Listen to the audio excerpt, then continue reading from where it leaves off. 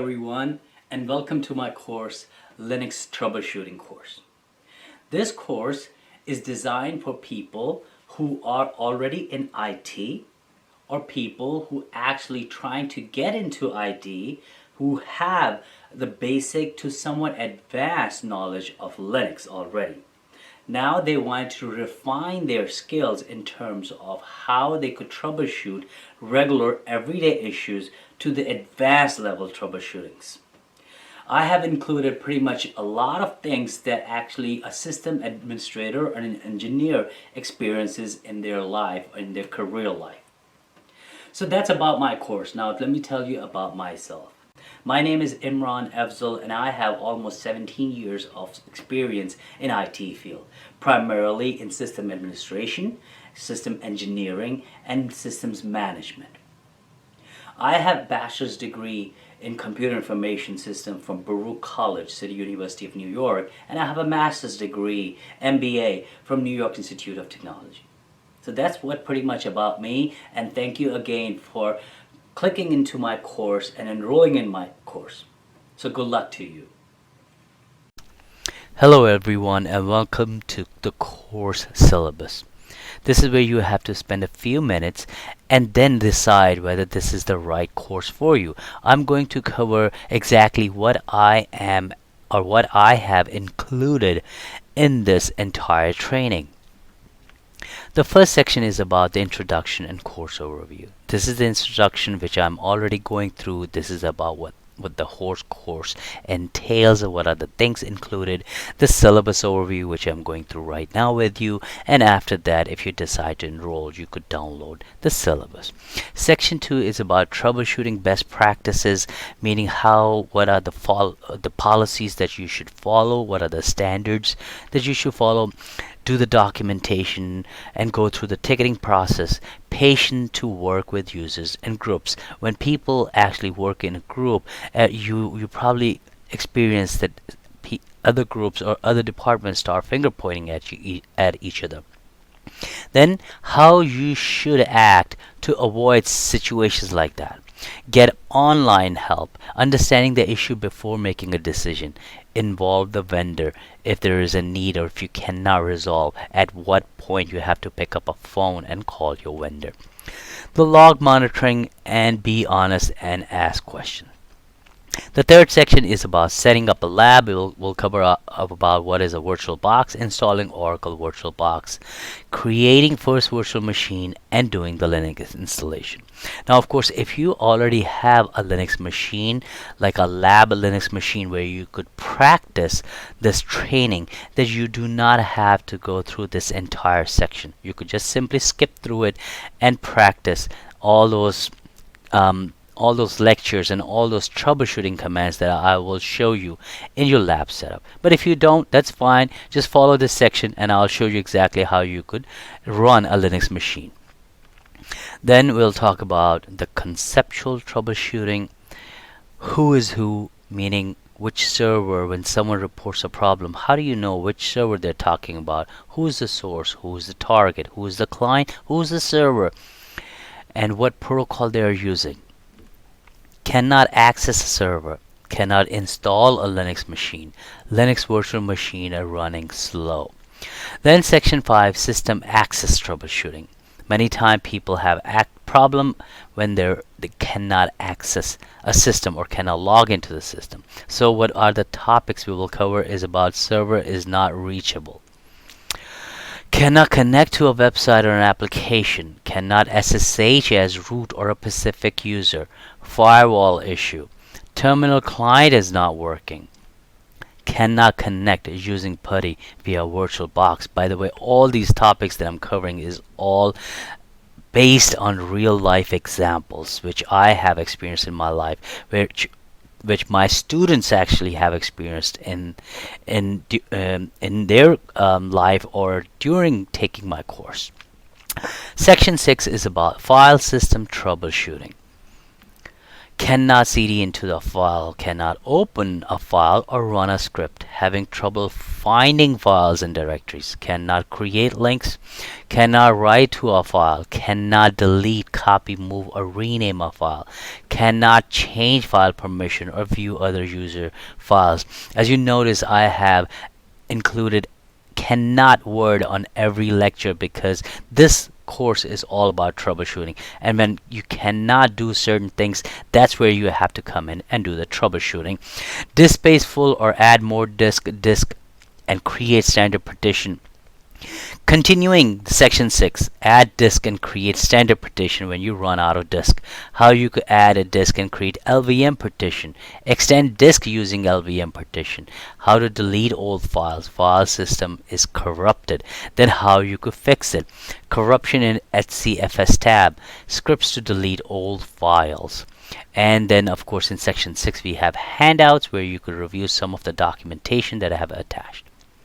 Section 7 is the biggest section, which is we are talking about system administration troubleshooting. That could involve anything that you have to deal with your system, which is like running out of memory, add swap space, system rebooted or process restarted. How do you know? Unable to get an IP address, networking issues, IP assigned but I cannot reach it. Again, networking issues, having trouble using VI editor, cannot run certain commands, cannot change password. Moving on the same section of system administration, user account has no home directory. How do you troubleshoot? How to change every instance of a word in a file? How to use set command, because set command is very powerful, so I have included in this as a part of the troubleshooting. How to kill a user, terminal, or a process. Recover root password if you've forgotten about it. SOS report. List of users logged in by date.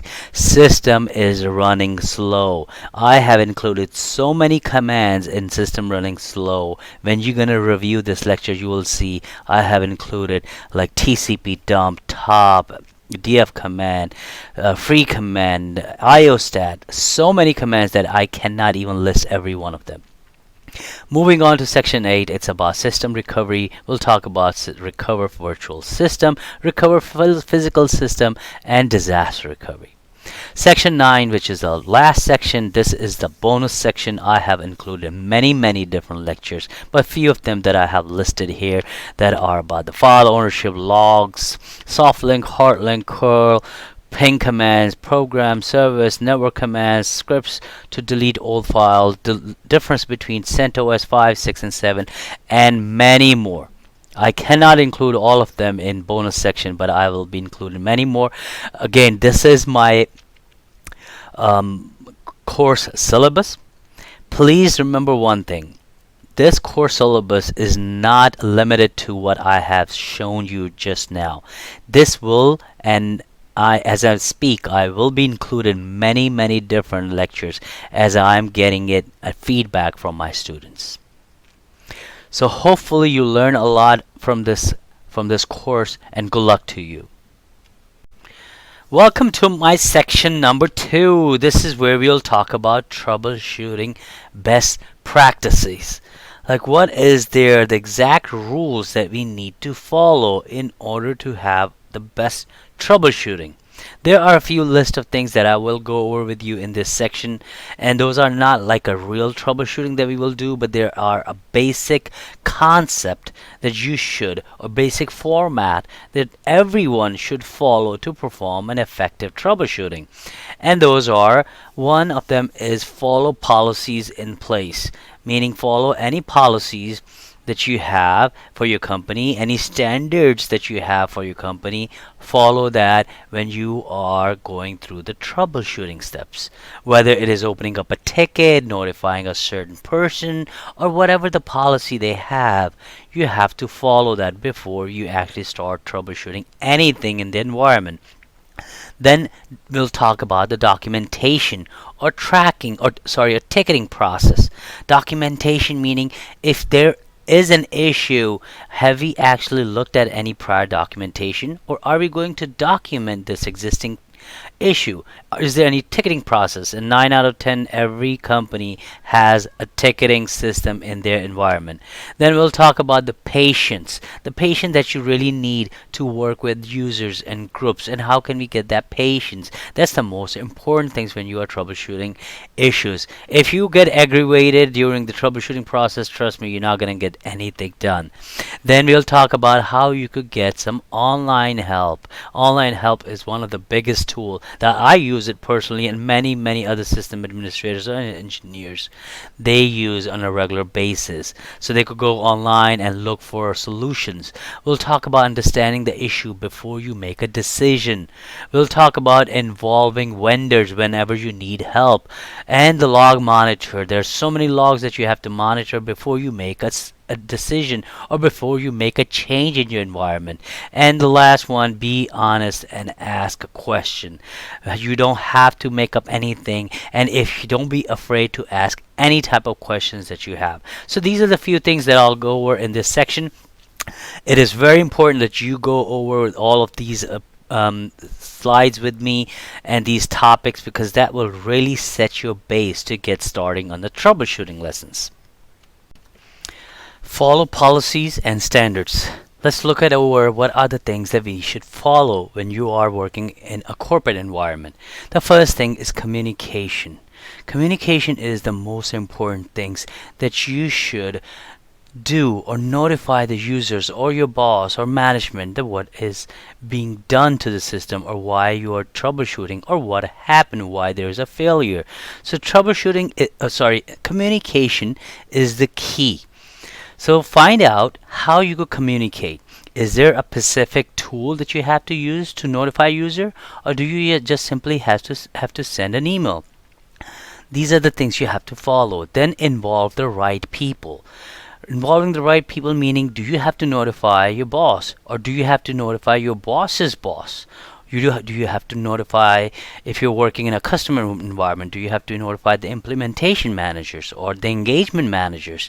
Anybody who actually deal directly with the customers. Do you have to let them know that the customer system is down?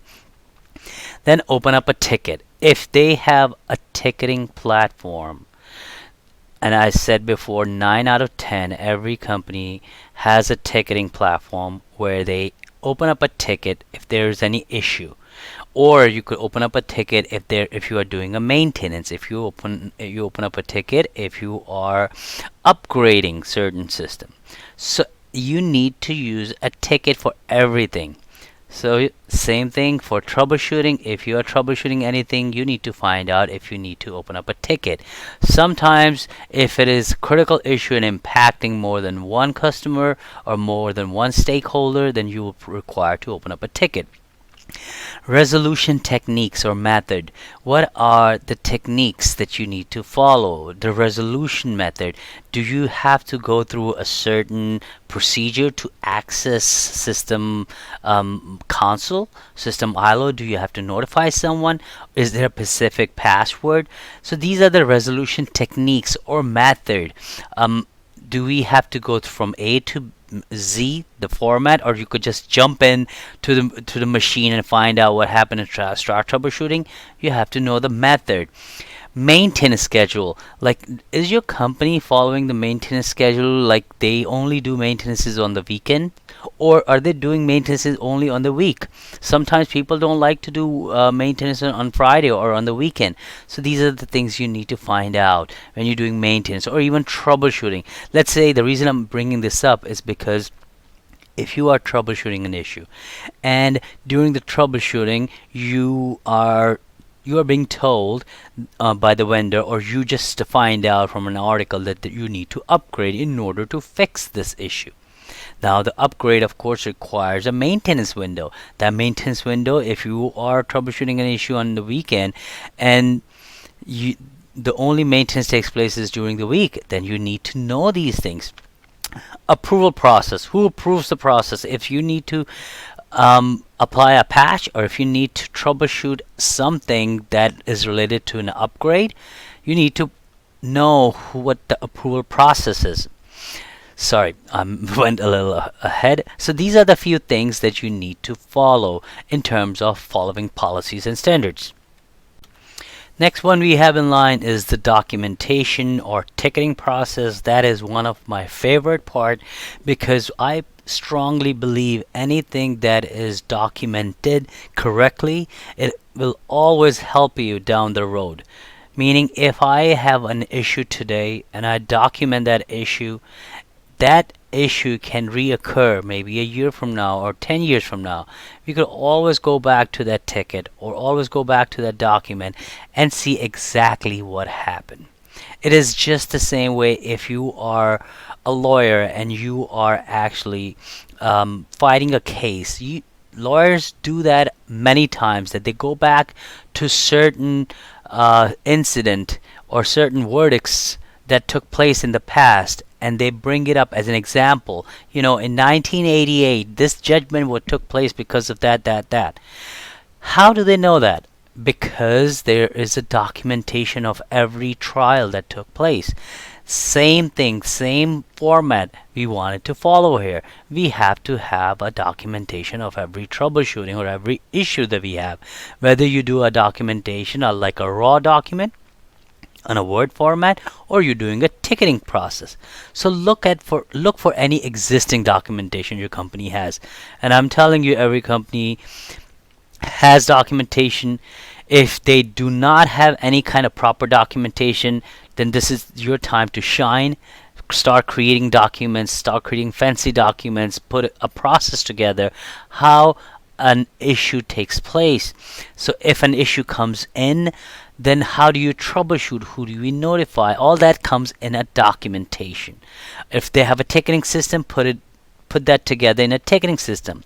They probably have a wiki. A lot of companies do have Wikipedias and internal ones. Look for the documentation in there. If they don't, go ahead and post your article in there. Ticketing system, as we discussed, 9 out of 10 people do have ticketing system, postmortem or incident report. Many big companies, every time there's an issue, they would require you to put a postmortem or an incident report together. An incident report is something like which will give you a brief summary of what exactly happened and what steps that were taken to resolve the issue.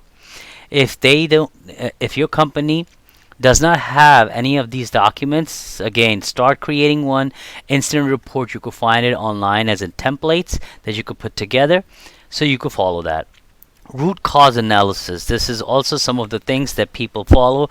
The root cause analysis, maybe not at the time when issue happened, after the fact when issue took place. So everybody come together on a call and they try to find out what exactly happened and what can be done to prevent issues like that. So please go through this root cause analysis with your boss. If they do not have a process in place like that, tell them this is something that you want to come up with. That every time there's an issue, especially critical issue, you want to create a call. And that call includes all the team members that were involved during the troubleshooting and yourself, your manager, and someone else who could document all that. Put together root cause analysis, what happened and what can be done to actually mitigate that issue. So you need to find that out if they have that in place. If not, again, there are many tools online that you could look into and to find out if there are any tools that could provide you the format of root cause analysis. Document vendor recommendation. So if there are any recommendation from the document, meaning you're troubleshooting issue and the vendor says, hey, you're actually working on version 2.0 and you need to upgrade it to 2.5 in order to fix this issue, then you need to document that and then of course present that to your manager or whoever the approving procedure is. Then training. Of course, the training comes the last. The reason because you went through the whole incident, you went through the whole troubleshooting, you fixed the issue, you documented the issue. Now the training comes in for those people who were not involved in this troubleshooting or who are your juniors or subordinates or even your peers, you need to sit together with them and have a discussion that what exactly happened and what you did and what should be avoided that you did that actually going to make the whole process more efficient. So this is why I focus more on documentation and ticketing system, because it actually provides a huge ton of value to your troubleshooting and of course to your documentation skills as well. Patience to work with users and groups. The first thing is that, of course, when there is an issue, please do not panic. I have seen many incidents in my life, in my career, of all the system administration that work that I did, that people get panic. And when they get panic, nothing can be done the right way. Things can go haywire. So don't do that. Don't get panic. You need to stay calm. That things do get break. They do break. That's fine. That's perfectly all right. And that is why you are here. The company have you to fix those issues. So stay calm. Bring everybody together. Then involve others. As I was saying that just in my last sentence, involve others in your group to seek help. If you notice that your system is working fine and you've been told the system is down or system is not working fine, and or the user cannot connect to the database or cannot connect to the web server, bring the people who are actually directly responsible for that. So if that's a database, bring the database guys online. Bring everybody together. If you need help from your superiors or for people been there for a while or your manager, do not hesitate. Ask for their help. Just ask that what can be done. This is something that I've seen. Do you think that is something that you have experienced in the past? Work patiently with other groups. I know when you start putting together a big group of people, there is always finger pointing. Hey, this is not a systems issue. This is a database issue. No, this is a networking issue. Oh no, this is application related issue. Everybody will start pointing fingers. It's okay. It's fine. Most of the time fingers are being pointed always on the system side, and the reason they point fingers at system side is because we, the systems team, actually provide the platform for database to run, for applications to run, for operating system to run. So we are the main providers for the entire platform. So that's why they always come back and say, hey, because the resource or compute resource is not working fine. So it's okay. You could just take that professionally and come back with a good reasonable arguments that why do you think that it is not our issue. And the only reason you could say that is if you have a solid proof. Explain the situation when others get panic or annoyed. Yes, because you are not panic. Okay, perfect. But what about if other person is annoyed on the call or on the bridge? Then you have to stay you have to stay calm, of course. Then tell the other person. It is perfectly fine to tell the other person, please be calm. Let's get this thing resolved together if we stay calm. Do not think of, oh, if I say that maybe he will get offended. No. People don't get offended if you just tell them nicely. Just don't say, hey, relax. So you're talking too much. Don't say that. So just say, please stay calm. Let's work this thing together and let's find out where the issue is. And when they see you working on the issue so calmly, they will automatically get calm.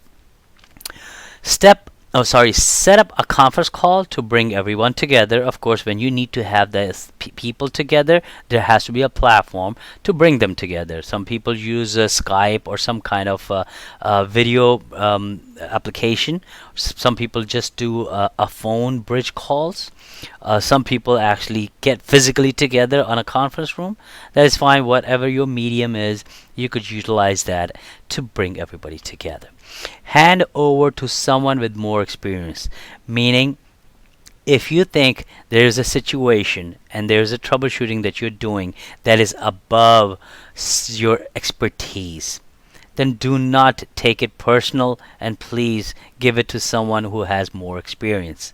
When I say that, it means, let's say if you are a system administrator, like I could tell you about myself. If I'm a system administrator and there's something comes up that involves scripting, a script that caused an issue, and I'm looking at a script, and that script is probably written in Perl. Now, I do not have much experience in Perl. I could read it, but I really don't understand what exactly it is doing at certain things. So what I would do, I will give it to someone who has more experience with Perl, or even my junior.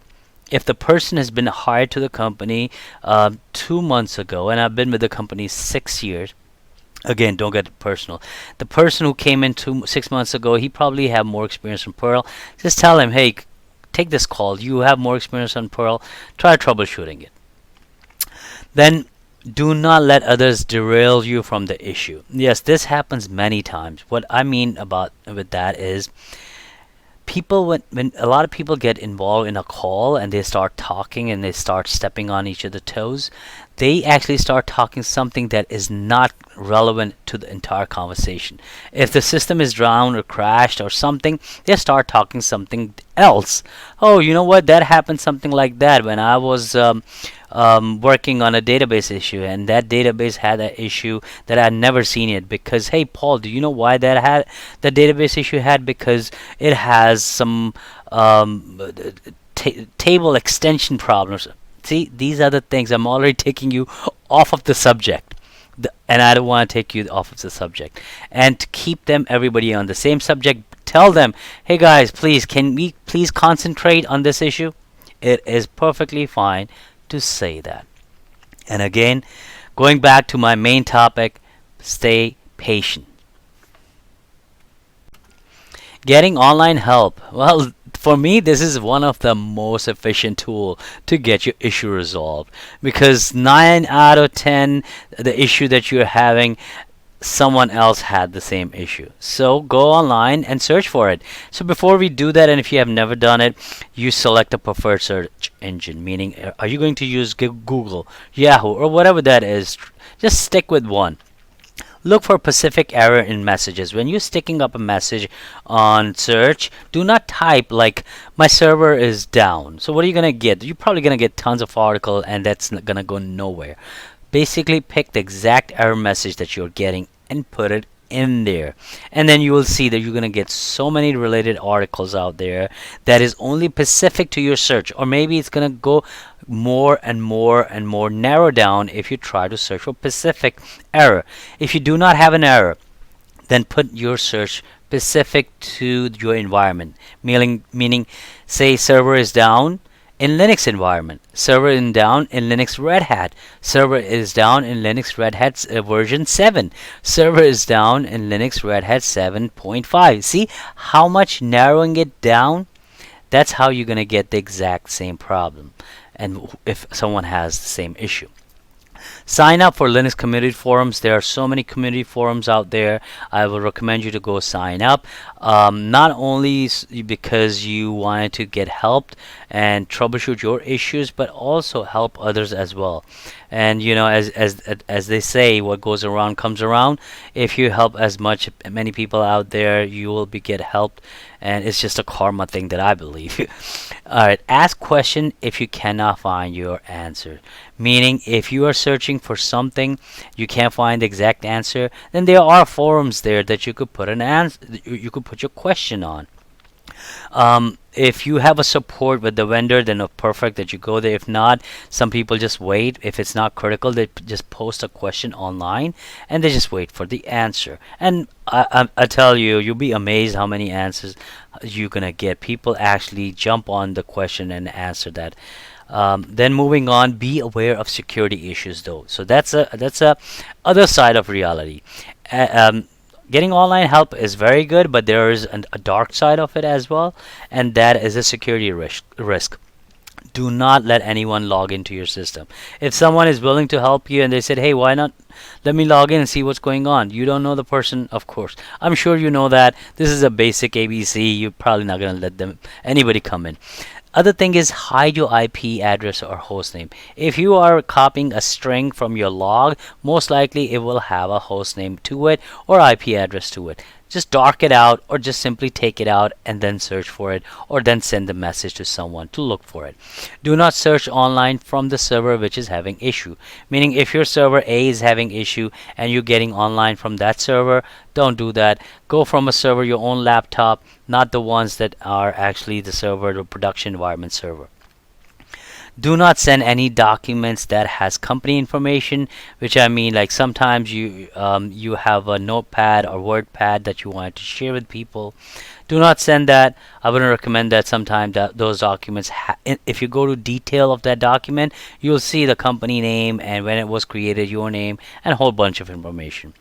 Do not download a file or script and run it in your environment.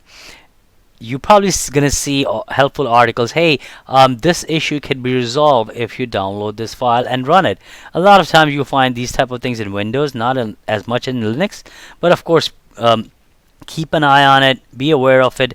Do not download anything or any script, or even if you think that script will help you resolve the issue, don't do that if you're working in the corporate environment. And the last thing I have, make sure to add a thank you note to a helpful article. If you found that and one of the article helped you resolve the issue, that is perfect. Please do thank the person who actually put that article together or actually helped someone else resolve the issue. Send one more thank you to him or her, saying that you did resolve my issue as well too. So it's just to put a smile on his or her face. All right. Understanding the issue before making a decision. Many times we do make that mistake without knowing the exact error message or without knowing the exact problem. We'll just come to a decision or we just implement the change, and next thing you know, that was not the issue. So just make sure, ask yourself these questions. Who is the source? Meaning from where the issue is happening. Who is the target? What is the IP address or host name of the target? Same thing, what is the IP or host name of the source? What is the port number? Whenever there's a problem, I know there's always a source and target and port number is involved, because if it's communication issue from one server to another, then most likely that's the issue. But if it's an issue just with its own server, then you still need to know whether you are on the right server, whether what communication is being used, what kind of application issue it's having, who will be impacted. This is another thing that you need to ask yourself, is if you are making this change, all right, if it's a hasty decision and you're making this change, who is going to be impacted? Is it a test environment that you could revert back, or nobody's gonna be noticed? Okay, go right ahead, make a change, find out what will happen. If not, you will change it back. Nobody's gonna be noticing. But if it's a production environment, just be careful. Who do you need to notify? We covered that already. Make sure your boss knows about it, what you're doing, because he's the one at the end who actually is going to cover your back. He's going to stand behind you. He's going to say, okay, that's fine. This happened because I was aware of it. If you have not notified your boss, he cannot help you and things could go wrong. Trace the issue. Again, to trace the issue, there's so many ways you could trace the issue from one system to another, from logs and whole bunch of stuff. So again, try to understand the issue before making your decision. I know sometimes people says, look, I'm very smart and I know I found out this issue right away, and they say that during the call, hey, I fixed it, or they just implemented, and then next thing you know, they feel bad. Oh, I shouldn't have said that because that's not the issue. Then what should I do now? Well, that's why, guys, again, I'm saying, please make sure you understand the issue thoroughly. Involve vendors if needed. This is when the situation gets more critical. You're trying to resolve an issue and you cannot get it resolved. Then you have to actually escalate it to the higher experts who actually deal with these things almost every day. Call for critical issues. have someone from your team reach out to vendors. What it means is if you are troubleshooting the issue while you are in the middle of the call with people troubleshooting and see what's going on, you probably do not have enough time to hang up and pick up another phone and call the vendor and find out what happened. Because when you call the vendor, they will ask you a bunch of stuff, ask for the logs. So it will take some time. So if you are on another call already troubleshooting, ask someone in from your team to help you out to open up a ticket with the vendor. Upload logs and allow vendors to look through the logs. They will probably not gonna tell you right away, hey, the system is down, I know what the issue is. Because again, as I said previously in my last slide, in with the vendors as well, they actually look through the logs. They actually understand the issue before they make a decision or before they tell you what is wrong with it. They're not going to tell you right off the bat, hey, I know this issue and this is what happened with Thompson company or XYZ company as well, and this is what we did. No, they would never say that because they know every company is different, every system is different. So same way you have to react the same way as well.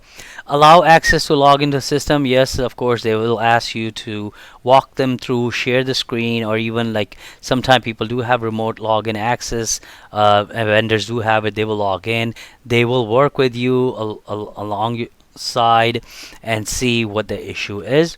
Set up a call between the vendors to avoid finger pointing. What it means is if you have one vendor, let's say you have Red Hat, and then there is a database involved and you have SQL or Microsoft team involved, then the best thing, if they both are on different calls and they're saying, hey, this is not our issue or this is not our issue, then what do? The best thing you do is you merge the calls together or set up one new conference call and tell them to join the call. And they always do that. Vendors are not afraid to do that. They are open to it and they will join the call right away. Or if you have a call already going on internal, you could open it up to your vendor as well and have them come in and take a look. Don't be afraid the vendor is coming in and you have a security risk. No, vendors are already got your contract. They already got your confidence. So don't worry about sharing information with them. Record all vendor ticket notes and numbers because you need that when you are putting together the incident report or a post-mortem report or any type of documentation you're putting together after the fact when you resolve the issue. Log Monitor, this is also one of the most effective tool or a way to troubleshoot issue. Log Monitor, think of it a way as if you have, if you go to a hospital, you have a problem, or you just go to the hospital to visit someone, and you see at the end side of the bed there is a clipboard, and a clipboard has some papers attached to it. Every time a doctor comes in, they actually look at that log clip and they write something on it. And an anesthesia guy or a medication guy or someone comes or a nurse comes to your room and give you medicine. They actually write that down, everything in the log. Have you noticed why they do that? Because the reason they do that, if something goes wrong or if you start feeling pain, they would know exactly what was given to you, by whom, at what time, or if there's an opposite reaction to it. So these are the things that all captured in the log. Well, nowadays that probably clipboard thing is gone. Now they have all computerized system. Everything is recorded in the computer, but there is still and always going to be the log. Same way, similar fashion, in systems environment, infrastructure environment, we have logs. We need to monitor those logs. We need to check those logs for any errors or fatals or information or warnings that comes in. Those logs are systems logs, application logs, hardware logs, networking logs. These are the type of logs that are out there depending on the issue you are having. You need to look at those logs and trace those logs. What happened? Again, going back to my scenario, if your system is having issue communicating to database, you need to check your systems log and the database log and see where the disconnect is. That's called tracing the logs. For example, web server going to the application server going to the database server. This is an example I picked for the environment that is dealing with the retail web servers. So or anything that has a web server interface. When you go to www.google.com, they have a web server in front. In the middle layer, they have an application server which has the engine running, and in the back end, they have a database server. Every server that you see has a log, so you will trace those logs. Copy the log error and search it online. Those log errors, if you see a specific error message, see if you could find anything online regarding that. Save the logs before system reboot, because there are many logs that actually disappear when the system is rebooted. So the fact that you come back after the troubleshooting system is resolved, everybody's happy. Now you need to do a root cause analysis, and how you're going to do it when you have the logs, right? But if the logs are gone, then you have no way of finding it. So make sure you save the logs by a different name, so the system reboot doesn't delete them. Okay, the last one of the list we have is about being honest and ask question. What it means is, if you made a mistake, just admit it. Yes, tell everybody, yes, you did something to the system, or you were doing something, or you were performing maintenance, and then you accidentally rebooted the system, or you accidentally did something on the configuration file that caused the issue. So please admit it. People actually appreciate the honesty. They will tell you that's fine, we understand mistakes happen. And then what's the course of action, they'll ask you, and they will appreciate you down the road. Then don't make up for if you have not find the problem. If you think that you are troubleshooting an issue and you have not come to a conclusion, an hour already passed or 2 hours passed, just don't say anything just to make the other person feel better, in terms of like you have to lie. Hey, you know what? I found the issue. This is the issue about one of the HTTP configuration file has this type of problem, and you have no clue you're saying that. Just be honest about it. Tell them, hey, listen, it's been 2 hours. I understand. I'm trying my best. I'm going to escalate it if there's a need to it. So just simply don't make up the stuff. Don't be afraid to ask questions. We covered that already.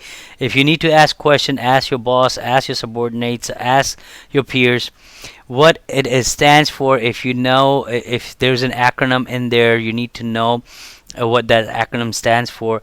Ask them. That is fine. Sometimes, a new person that is new to the system, there's so much application systems related things in there that you probably don't understand. That is okay. You ask them. Don't think, hey, if I ask for acronym for even, let's say,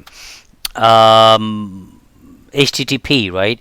It's sometimes it has Apache to it, and you say, hey, I'm looking for apache.log, but there's no apache.log, there's http.log. So there are things when it might confuse you, but it's okay. You could ask question what they stands for.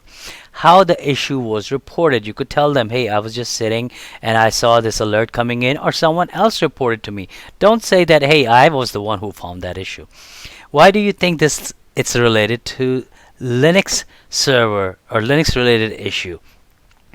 How the issue is resolved. So that's one of the things that you have to tell. I have seen people in the past when the issue is resolved on its own, and they just say, oh yes, it's resolved because we did something to resolve. No, there are issues, there are situations when somehow magically issues gets resolved, and you will never find out.